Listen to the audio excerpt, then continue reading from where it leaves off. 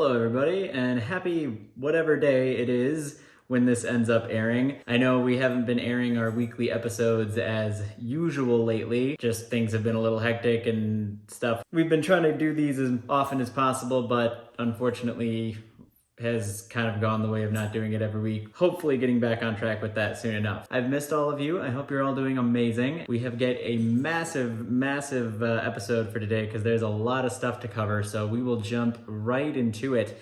First off, as always, government news. We're a political talk show. We do funny political stuff and then we deal with the other stuff. And believe me, this week we've got some insane other stuff. Politics. Number one, the COVID relief bill has finally passed. It went through the Congress and they passed it with every Democrat, with the exception of Joe Manchin, no Republicans. So essentially it was all Democrats in Congress. They voted it through. At that point, it went to the Senate, or the floor of the Senate, and they had to vote on it as well. The main issue is there were a lot of things in the bill that Democrats wanted to add in there, which a lot of the Republicans are saying, oh, it's unnecessary and doesn't need to happen, which is completely false. So the biggest thing was the $15 minimum wage, which I believe I talked about last week or 2 weeks ago on the previous show, how that was really beneficial and really necessary and essential, that we need that for our citizens because of the cost of housing and food and goods. $15 an hour really at this point is still a step down or a negotiation tactic used by the Republicans or used by Democrats towards the Republicans to get what we want. We are giving up too much. Because if you look at what things cost now, in reality, the minimum wage should really be somewhere more around $20 in order for people to have a sustainable way of living, with how much apartments cost, how much housing costs, mortgages, food, all that stuff. So anyway, we went over that a lot last week. So they had that in there and the Republicans were not going to pass it. So they stripped that out of the bill. They also got the Democrats to negotiate down to having the cutoff for the $1,400 relief checks be less. So previously the relief check was going up to, I want to say it was like $100,000, maybe even more. If you made $100,000 a year or less, you would get that $1,400 check. In its final form that it passed, it cuts off at $75,000. I believe. So much less. And they're saying we can't give that money out to all these people because it would make us go bankrupt. But at the same time, all of these massive businesses and corporations are getting huge bailouts. So that's complete and utter bullshit. They say that because they want to help their rich friends, because their rich friends give them money to reelect them, because it's just a swarming cesspool, which if you follow politics, you won't find that surprising. They stripped the $15 minimum wage until it was essentially bare essentials. And when I say bare essentials, it's still a really good bill. I mean, we still get a $1,400 relief check, extended unemployment benefits until, I believe, September. The unemployment benefit is it'll be an additional $300 a week on top of what you'd usually get with unemployment. People with dependents, they will get an additional $1,400 per dependent. That is really, really good. That money is essentially meant so that people can pump it back into the economy, right? So like they buy food and services and goods. A lot of studies have shown that that money is actually going to go towards paying off pre-existing debt, tuition, credit card debt that they've racked up, just basically opening credit cards, trying to make ends meet and pay for what they need to survive in this crazy COVID time. $1,400 is not enough. Bernie Sanders, Alexandria Ocasio-Cortez, others, they've been fighting for the $2,000 a month recurring payments until we're completely out of the pandemic, which is not crazy at all, but every other country has been doing that and they're fine. Actually, the money that's going out is getting pumped back into the economy, so they're doing better than fine. $1,400 is what they agreed on, all those other benefits as well. So people will be getting help. Care or help is coming, which Biden kept saying during the election is not completely false. He has backtracked on some things, passed the Senate anyway, and then went back to the House. Then the House voted for final approval. It went to Biden's desk. He was supposed to sign it on Friday, which is the day that we're actually recording this, but he ended up signing it yesterday, Thursday, and gave a really, really good speech. I was last week kind of talking about how he hasn't really been living up to how he campaigned, and I still kind of hold true to that. I did think the speech was good. It was empathetic. You could tell he cared, which is weird. Not weird. It shouldn't be weird. Just after 4 years of that terribleness, to have a president that, one, speaks in complete sentences, two, shows empathy and compassion and really means it. He made a plea to a lot of citizens and Americans to wear the mask. Wear the damn mask. And there's people out there still who I know have a problem with it. There's two trains of thought, both of which are complete and utter insanity. So number one is that the government wants to control us. I don't really get that. Me wearing a mask is somehow controlling me. A ton of other countries have been doing this actually for years, and it's not even because of pandemics. I mean, well, they started because of pandemics years and years ago, but then they essentially just started adopting it in day-to-day life out of common decency and courtesy for your fellow human being. So if you're out and about in grocery stores like you'll see in Japan or China or even some, other Eastern European countries, people will essentially wear masks as the norm when they're going out and shopping and doing stuff, just so that they don't infect other people. Even if they might not have a sickness at the time, you never know. So I really don't think it's that big of a deal. I don't know if it's a generational thing, and maybe millennials and Gen Z are more understanding of that, and boomers and before are not. And again, that's not a slam against boomers, but that is what I tend to see online and through friends and family and everything. So I don't know. The other argument is, it's hard to breathe, which, I could sympathize, but I've had friends and family who've told me that. And yet I know other people who, for one, my best friend, his mom is a doctor.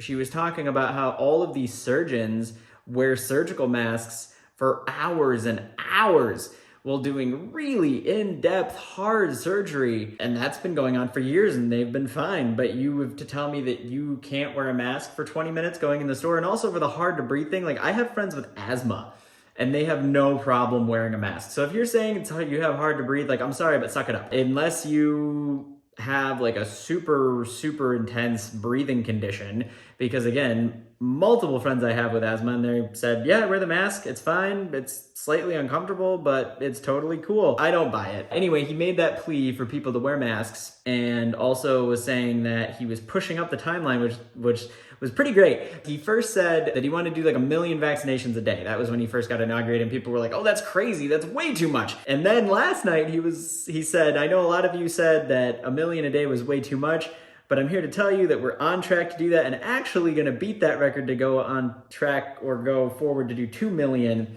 a day, which is awesome. And he also moved up the deadline for when everyone will be eligible to get the vaccine. In part of the recovery bill, they put more money towards buying more vaccines for everybody, which is a huge deal. He was saying June, now he is saying May. And I'm in Michigan, and they actually just said April 12th, I believe, every single resident in Michigan will be eligible to get the vaccine. Now, that doesn't mean that everyone will be vaccinated by then, but it just means that everyone will be eligible so that you can get on the list to get in sooner. So hopefully by the summer, when we have 4th of July and just summer overall, you can actually get together with your families. Obviously still not huge gatherings like last year. Well, actually not last year, because we were still in the middle of COVID. The year before, I went to the beach with my family. There's a ton of people there. That probably still can't happen. Hopefully we can start to get back to some sense of normalcy. And he even brought that up, which I thought was really nice, because he was saying, people have missed out on things like family gatherings and graduations and birthdays and first dates and things that are really essential to our human experience, for lack of a better word. It brings us joy, and we just haven't had that. So hopefully we have that coming back.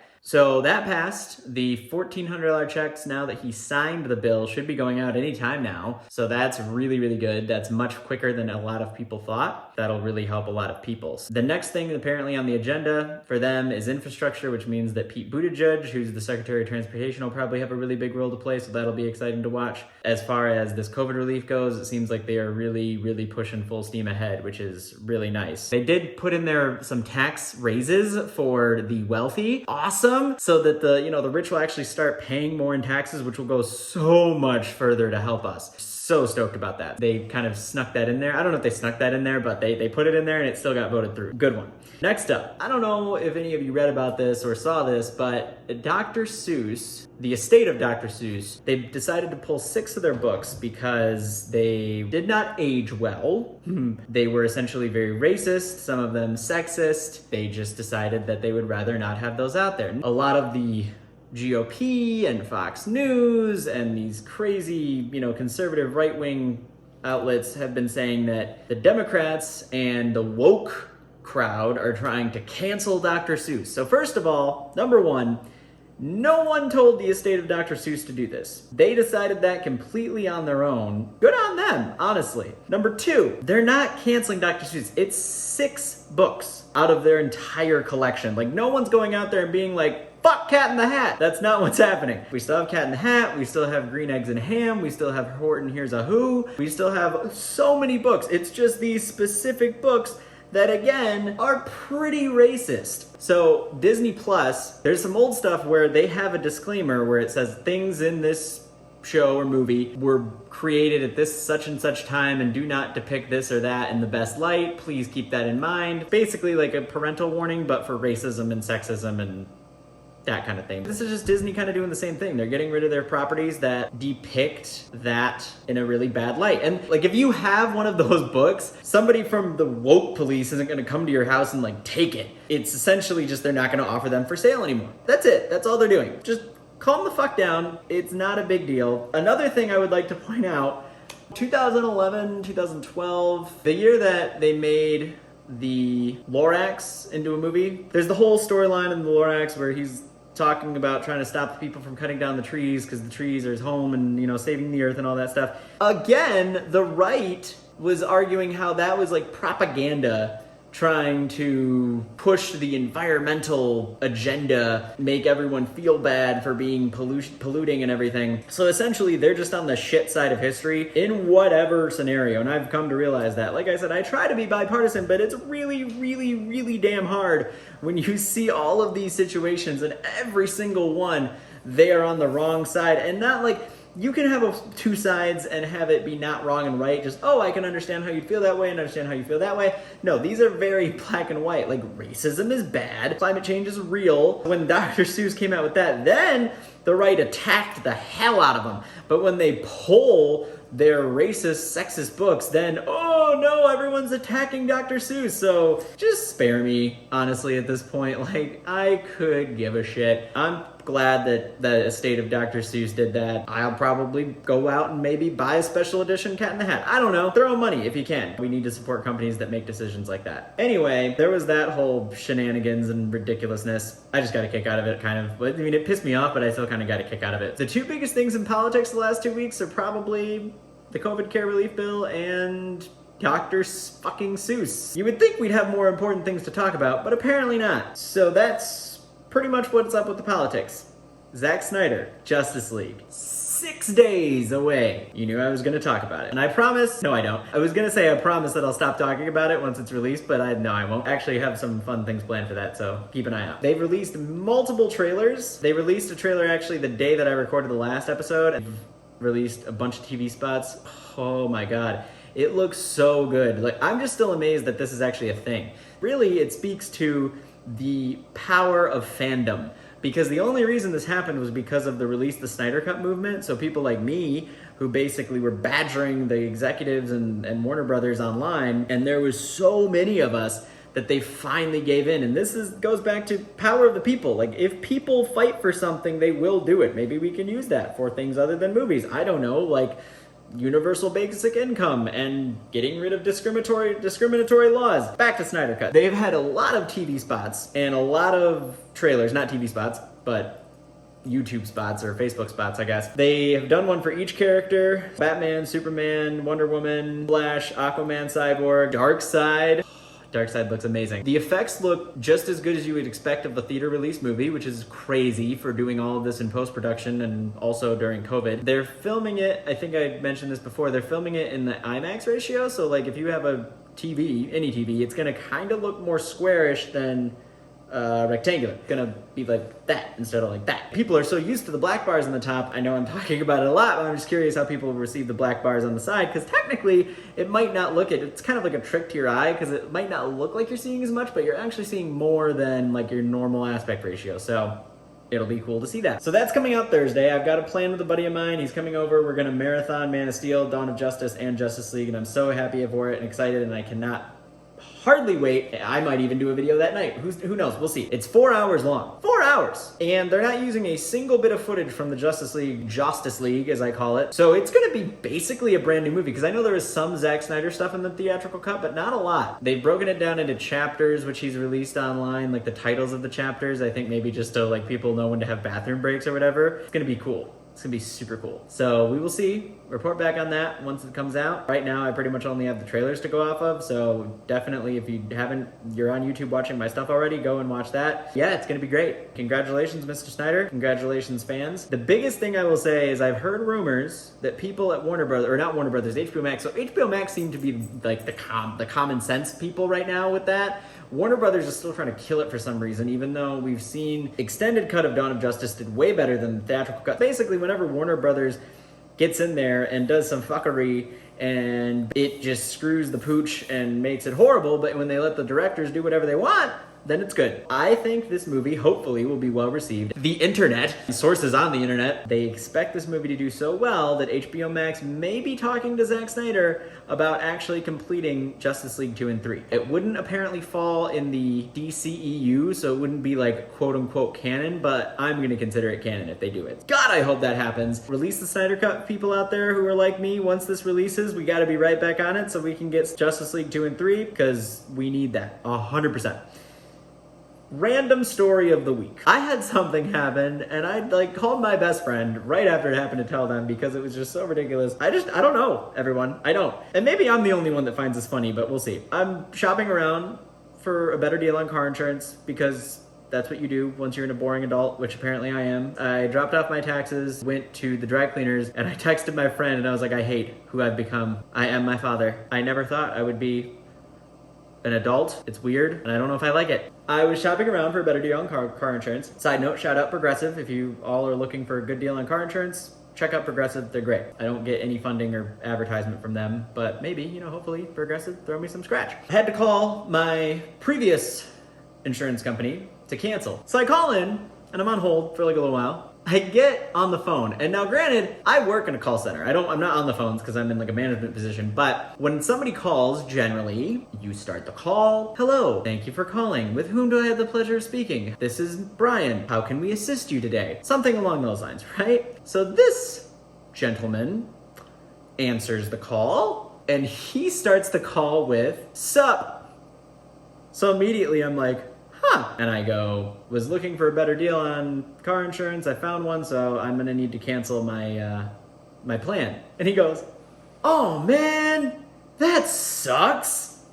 And at this point I'm like, what? Who am I talking to? By the way, he never gave me his name. Never. And I was like, yeah man, I don't know. It is what it is. And he's like, no. So he was like, asking for my information to verify my stuff. He asked for my birthday. I told him that and he goes, "Oh yeah, another millennial. Do you find that the existential dread of 30 creeping up on you is just weight crushing and just surrounding you until you can't like break out of the box?" And I was like, good God, this poor human, like what are they going through? And he was like, "Yeah man, my mom has really been pressuring me, like I'm getting there." He's like, "I'm 31 and she's been pressuring me to get married." And I was just like, I can't. One, it'd be financially irresponsible during COVID, and two, I like being single. I have my freedom, I can do what I want, plus I'm not really good with the ladies. In high school I was like a houseplant. No one even noticed I was there. You know that thing when you're on a phone call with somebody and they like are just talking and you're like, wow, okay, yeah, but when you get to college, man," he's like, "when I got to college, college. I had a woman ask me earlier if I had any kids, and I was like, not that I know of." And I was like, this is possibly my favorite part of this call. "Yeah, I just get to do whatever I want." He's like the other night, I went home, I opened up DoorDash, and I ordered a bucket of chicken and a gallon of buttermilk. So apparently, if you want to go swim in a fucking bucket of buttermilk, you can. I loaded up Netflix and I just binged the entire series of Shrek movies. I was in awe of this human, and he gave me one of the most eccentric, insane experiences I will ever probably have, human interaction wise, and it was calling to cancel car insurance. So that was a thing. So hashtag bucket of chicken and gallon of buttermilk. I'm gonna see where I can get this because like I don't believe it, but I'm gonna search it. It just goes to show how fun and amazing and awesome human interaction can be, and we haven't had it a lot with COVID, so that's all I got for this week. We will see you next week. I will try my best and not to skip another week. You all yearn and beg for these videos and you're like, where's Brian? At least that's what I tell myself. I will try to release a new video next week as opposed to 2 weeks from now, maybe even sooner since we're doing the whole Justice League thing on Thursday. Until then, I love all of you. I hope you are safe and happy. Go on, as we say in the show, with the spirit of peace and love and acceptance, because otherwise, what is this grand experiment all about? Keep on keeping on. Love you guys and ladies, and however you identify, and we will see you on the next one. Real Talk, Barker, out.